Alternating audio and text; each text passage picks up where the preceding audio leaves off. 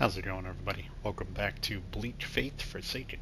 So, I did get that item down there. It was a mystery concoction, which I am still not sure what that does. So, you know what we're gonna do? We are gonna use that, see what it does. Probably gonna kill me. Or not. Did that do anything to our stats? Not that I see. That's odd. So I'm not sure. If anybody knows, let me know. Um, by the way, in terms of encumbrance and stuff like that, um, so when you have heavy armor on, like I do, there is a additional delay after your stamina is depleted. You also gain some stagger resistance, obviously, but so kind of some positives and negatives to that. So stuck on the roots. Alright, so we're gonna go back up here and see where the other path goes at the bottom of the spiral here.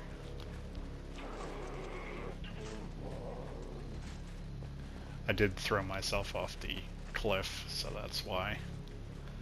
After I grabbed the mystery item. So, that is why things are alive again. So yeah, we should be able to make it to the boss this episode, I believe. So yeah, that path right there we gotta check out. Slowly remembering things as we come back through here.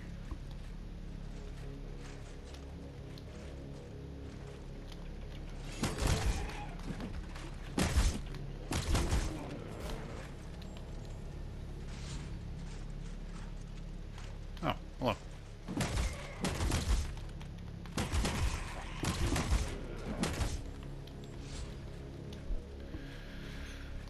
Did we get another level? No, we didn't. Okay. And in terms of that, by the way, like let's say you kill an enemy that's 5,000 experience for the first time. If you go and kill that enemy again, you're like, oh wow, that's a lot of experience, let me farm that guy up. It doesn't work that way. You will, there are certain drops, obviously, the first time you kill an enemy, and there will be less experience gained the second time you kill enemy.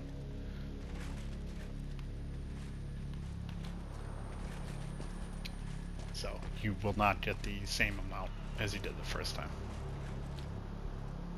Here's somebody walking around. This, I think, is where we get the kite shield, I think. This is the little spot I was thinking of. Yes, here we go. Okay, so we get the kite shield.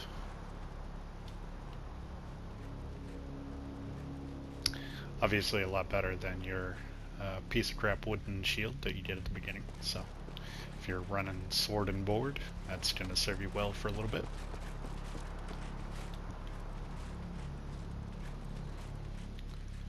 And nothing else down there. No. Okay.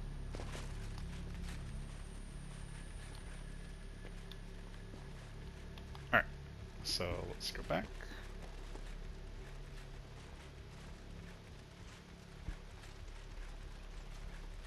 Oh, this dude followed me all the way down.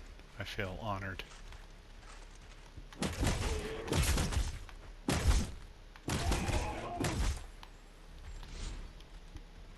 Okay. Unfortunately, we had to run all the way back up here. It's probably the easiest way to try and get where we're going here. So a few more paths we have to take.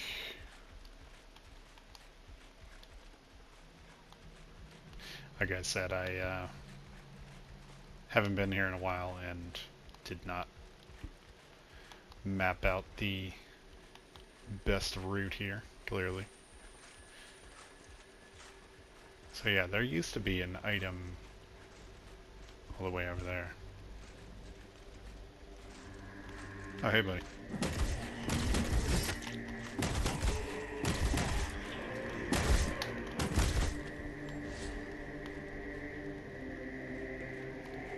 Thought he was the one that was all the way at the bottom of the stairs. I guess not.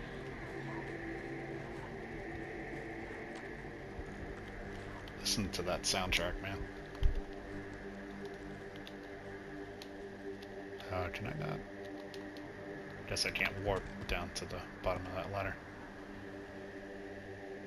Okay. So now...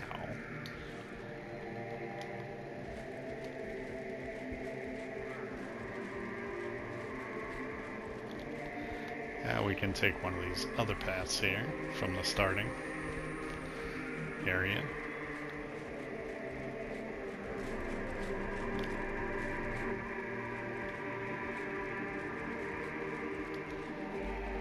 Okay, so that goes to the scarf. We're gonna hold off on that. We've already been up there, so I guess we will go for the scarf here.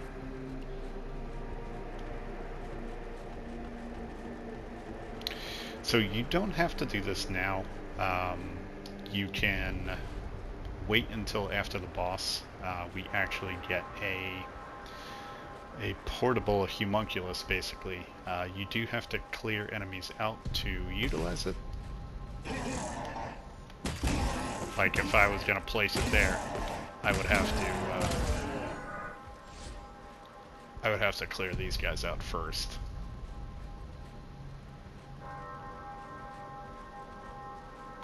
Which I'm gonna do anyway.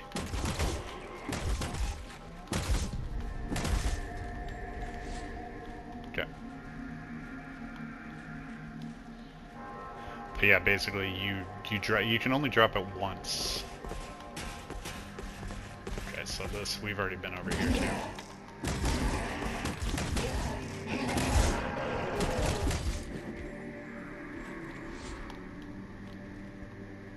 Okay, Jägermeister. Jaeger concoction actually increases your damage for 20 seconds. There is also a greater Jaeger concoction. I thought there was a goodie hiding behind here. No?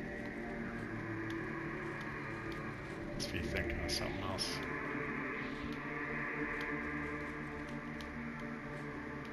Yeah, guess so.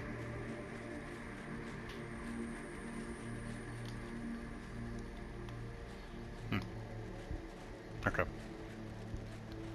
Alright, so this jump is honestly pretty tricky.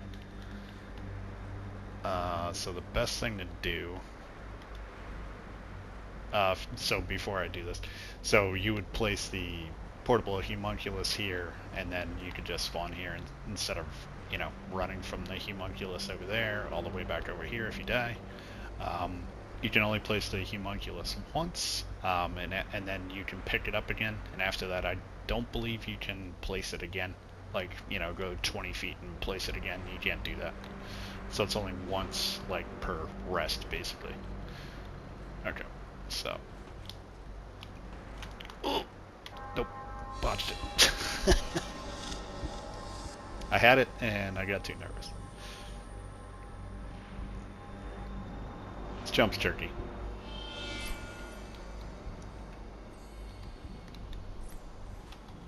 But yeah, after we do this, I think we can go take on Konrad. I think we have grabbed everything, I believe. I could be wrong now.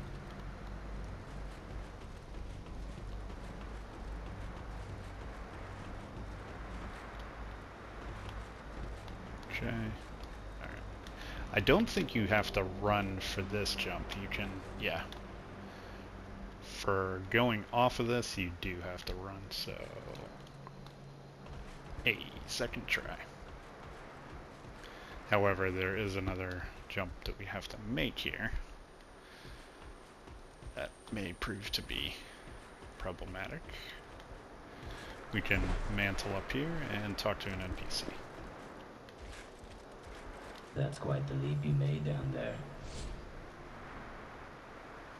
I hope you weren't expecting to find something special up here. Why don't you have a seat? You look tired. You may find yourself reminiscing the quiet moments.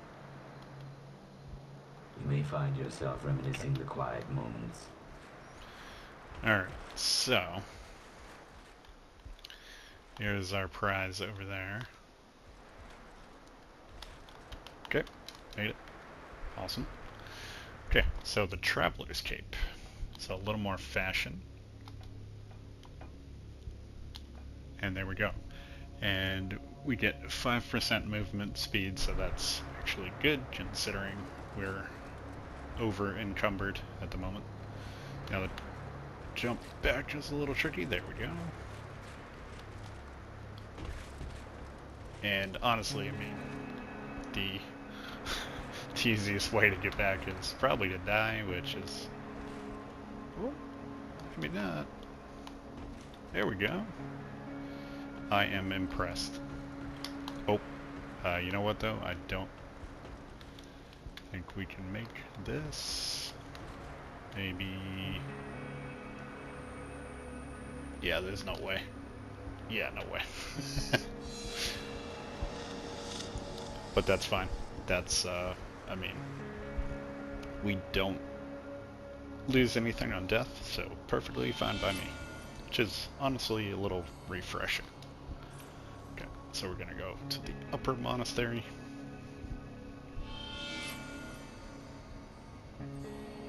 Alright. So, time for Konrad.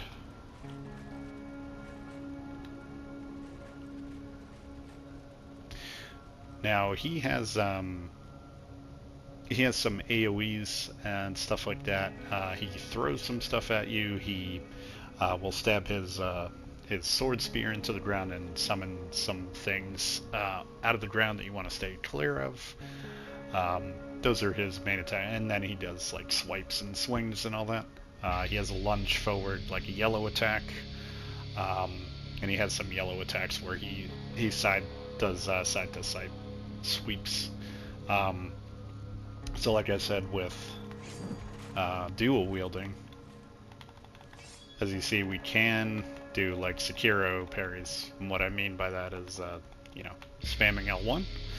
So we should be able to get some perfect guards on him, hopefully, if we time it right. It is a little more tricky to do that on bosses as opposed to regular enemies. But anyway, here we go. I've not slept for a long while, and I know you won't leave until you get what you've come for. Let us be quick then.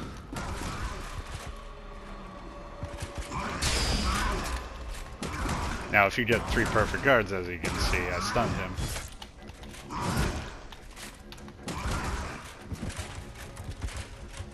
Okay, so he's gonna do a big jump into the AoE. Oop. Hey, with that.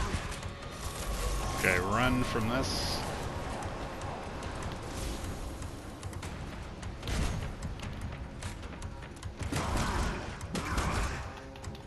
Oh, back off from that.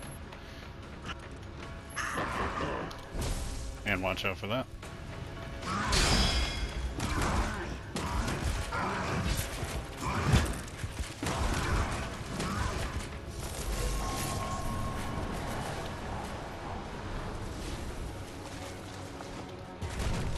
Oop. Crap. Mistimed that.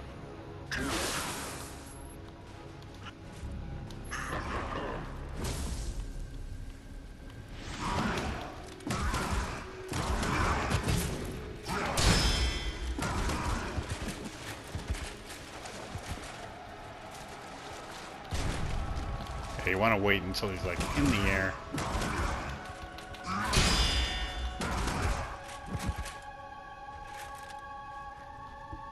Ooh, crap. Caught me. Ooh, barely made that one.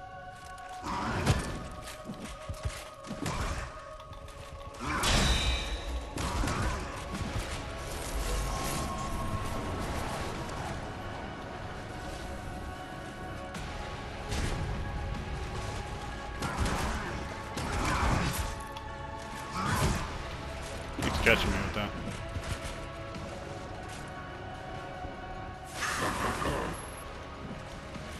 I was trying to hit him.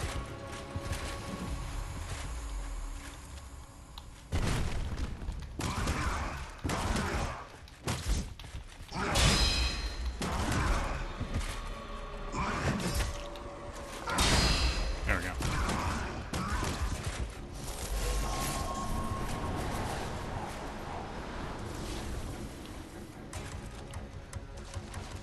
Oh, crap.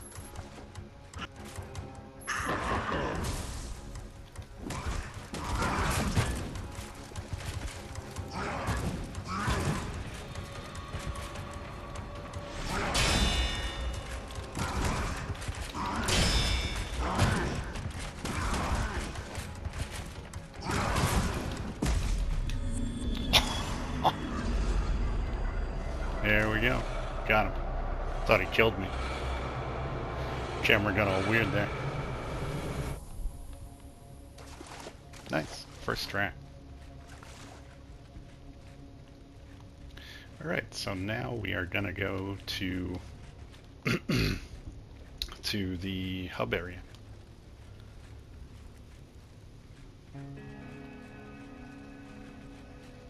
So that was a cool first boss, I felt like.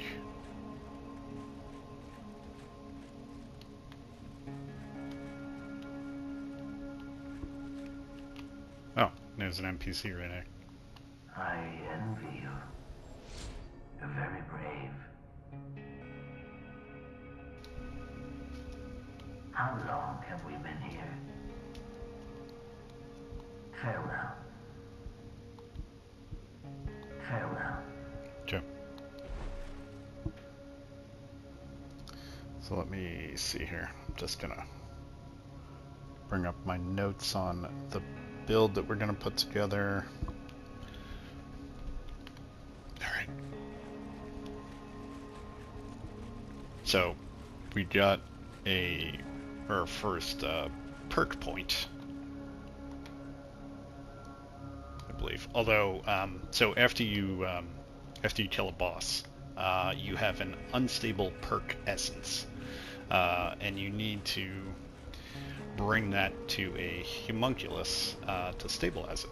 Now, you can't, if you die or you fast travel, you will drop that unstable perk essence, and it will go back into the boss arena. So you'll need to go back, if that happens, you'll need to go back and retrieve it.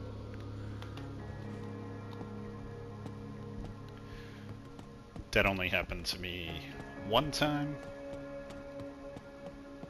But yeah, something to be aware of and keep in mind. Once that's stabilized, we can use that actual perk point to get perks.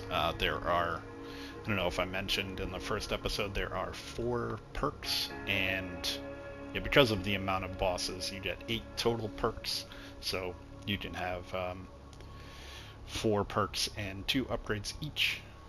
So, or you could, you know, triple up on another perk. So whatever you wanted to do. I will say that most perk upgrades are kind of one or the other. Some of them have 3 upgrades, and some of them kind of overwrite each other. So it would kind of be like one playstyle versus another. You know, some of the ones that have 3 upgrades are, you know, sometimes good to double up on. So I want to point something out here. This is a later game area. So, you know, you come out here and you're like, oh, ladder, and you go up.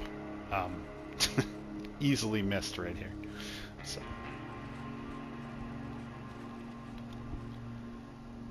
Okay, gluttony, what does that do?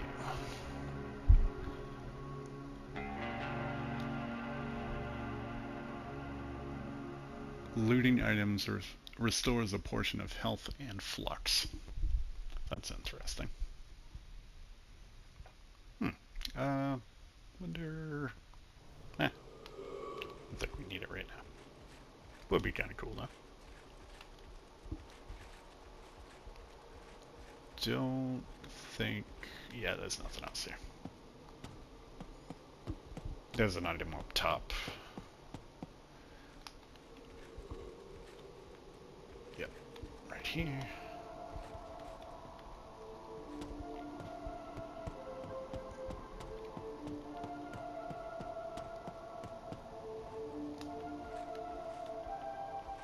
And if I recall correctly, that goes all around, but there's nothing around there.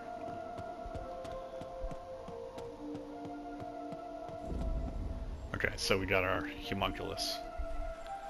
Mirage, because the homunculus is right there. And the perk essence is stabilized. Grab this. It's just some materials. So soon. This is the handler. Hello? You're finally here. We can now commence the recalibration. I've updated the locations of the malfunctioning modules in the terminal. Anytime you link to a terminal, you should be able to see the modules. I must advise utmost caution, as I have surveyed the area and it is infested with aggressive mutations. The radiation leaking out of the anomaly is causing a strong disturbance in the causal field. We should leave this place as soon as possible. The readings are unlike anything I've seen. The data is completely unstable as I am still unable to upload it for deciphering. Farewell. Okay. So, upgrading your gear. Using upgrade splinters will allow you to upgrade your gear up to Mark III. While using upgrade modules will allow to upgrade your gear to Mark V. In order to upgrade, handler has to be adequate level, so that's the little icon for the handler level. Handler echoes are required to increase this level. Embedding crystals. Once you have obtained an anomalous crystal either as loot or had one manufactured at the handler, it can be embedded in desired slot in your gear. Embedding an anomalous crystal over an existing one will destroy the existing embedded crystal. So that's very important. So really when you do that whole process, you're going to want to know for sure you're going to be using that weapon that you're embedding crystals into. You know, this is one reason I love this game, because there is a ton of build variety, and I think anybody that has been watching my content for a while knows that I'm crazy about build diversity and build crafting. But you know, they are very generous in the amount of crafting materials and crystals that you get, but you do need to be careful and know what you're doing and know what you want to do. So you can obtain more manufacturing blueprints as you explore. So yeah, you get recipes for, you know, the crystals and a bunch of different stuff, the consumables, everything. Okay, manufacturing crystals. Handler can manufacture anomalous crystals which can be embedded in your equipment. Anomalous crystals have different properties depending on if they are embedded in armor or weapon. Once Handler reaches 80% synchronization and at least one module is recalibrated. Upgrade versions of currently unlocked recipes are unlocked. So basically what that means, you'll have lesser anomalous crystals, and then once the handler gets up to that point, you'll unlock the greater anomalous crystals that you can put in your weapons. And essentially when you overwrite that, you know, the lesser ones in your weapons, then those ones will be destroyed. And it's good to collect the lesser ones anyway, because you're going to want to destroy those at that point in the game when you can put the greater ones in your weapons. You're going to want to destroy the lesser ones to get essence out of them so that you can craft the greater crystals. But that may be confusing right now, but we'll get into that when we get to that point. And extracting essence, so this is what I was just basically talking about from your backpack, it's possible to extract essence from unwanted anomalous crystals. Hold square to extract essence from selected crystal, and hold down on the right analog stick to extract essence from all selected crystals. So obviously you don't want to do that. Anomalous crystals are lost in the process and no other material is obtained. Okay. Okay, so as you see here, as we get handler echoes, you see all the little padlocks on the gear.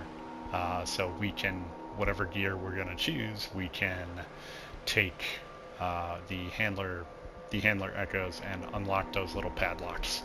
And as it said, we need upgrade splinters and upgrade modules to do that. So right now, obviously, we cannot do anything, and this is the manufacturing thing, so we can craft some of the lesser ones right now, which is good. Obviously, we don't have a lot of materials for that, but as we run around killing enemies, we will certainly pick that up. Okay. So, let's see. Got a couple minutes. Let me see if we can pick up the Claymore real quick, because that is a good weapon right off the bat because it's already at +3. So hold triangle and then press down in order to place a personal checkpoint. So the portable homunculus, as I was saying, homunculus can only be placed in an area where there are no enemies or they have been defeated. Homunculus can't be placed in unstable areas or near powerful enemies. Homunculus mirage removal. Hold triangle and down again in order to remove the homunculus mirage. This action does not retrieve the mirage. You will still have to restore it at a homunculus. This can be useful if the mirage's location proves suboptimal. Okay, obtaining a homunculus mirage can only be restored at a homunculus. You can only hold one homunculus mirage at a given time. Obtaining a new homunculus mirage will remove any previously placed. Press triangle near homunculus to open the fast travel options. You can fast travel to any previous discovered homunculus. Okay. Alright, so let's see if we can get the Claymore, because like I was saying, it comes with abilities.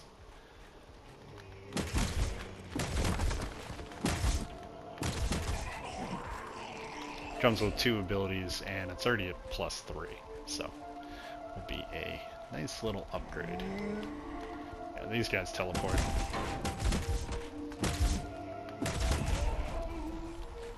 As you can see, they're a little bit beefier too.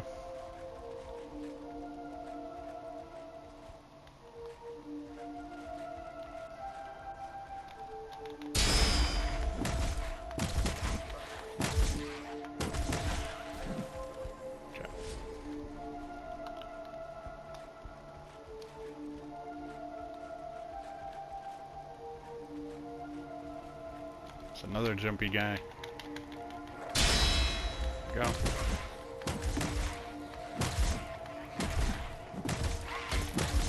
Damn, calm down, bro. So it might look funny with me doing the Sekiro parry, but some of the attacks are like super duper slow. Ooh.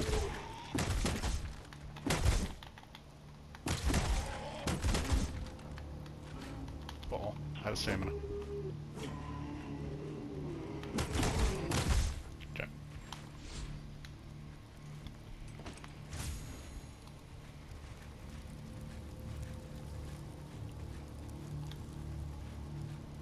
This is where I want to go. Oh, item here. Oh, hello.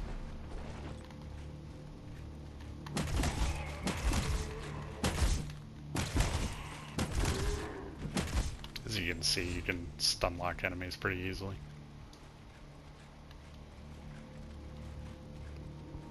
Yeah. This is where the guys are. Might drop the claymore. These guys are a little bit beefier, too. So, let's be wary of that.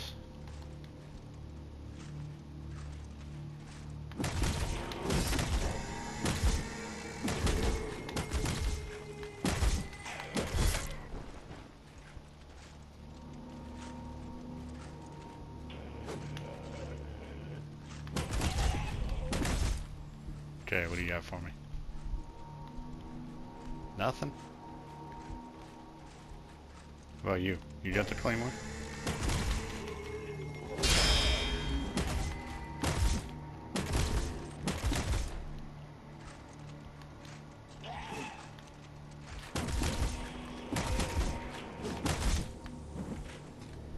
What do you got?